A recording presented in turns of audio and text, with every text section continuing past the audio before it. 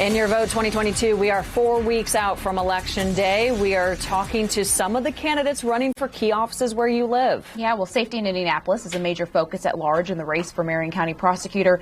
News 8's government reporter Garrett Bergquist introduces us to the two candidates running for that office. Indianapolis' homicide rate is dropping after 2 consecutive record years. The question for these candidates is it dropping fast enough? Democrat Ryan Mears has been prosecutor since Terry Curry stepped down in 2019.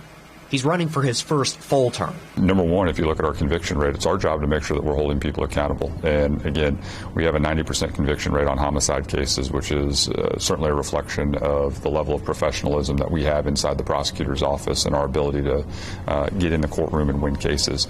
But I think the second part of that, and one of the more important things, is we're also working to rebuild that trust between the community and law enforcement, the criminal justice system. His Republican opponent, Cindy Carrasco, says she doesn't buy that argument. I believe that every individual's interaction with the criminal justice system is an opportunity. It's a responsibility for us to be able to put them on a better path.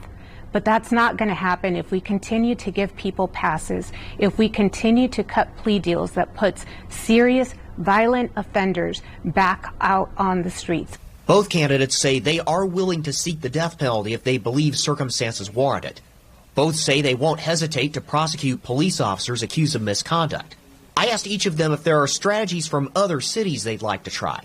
I want to reinstitute a community prosecutor program that actually stations a deputy prosecutor to start at least one. We can, subject to change, we can appoint a deputy prosecutor for each sector of the city so that law enforcement will have a dedicated resource and the community will have somebody from the prosecutor's office available to them at all times. How can we enact a policy that provides meaningful services to people who are reentering our community? One of the biggest barriers that we have there is housing.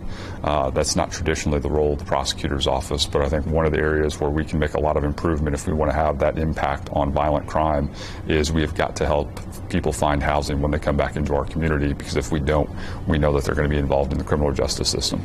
There are no other candidates running for Marion County prosecutor. You can catch much more of my interviews with these two candidates this Sunday on All Indiana Politics. It airs at 9:30 a.m. right here on Wish TV. Garrett Bergquist, Wish TV, wishtv.com, and follow us on Facebook. Today is the last day to register to vote for the November election. You have until 1 minute before midnight to get it done. You can register through the BMV, your county clerk's office, or through the state's website.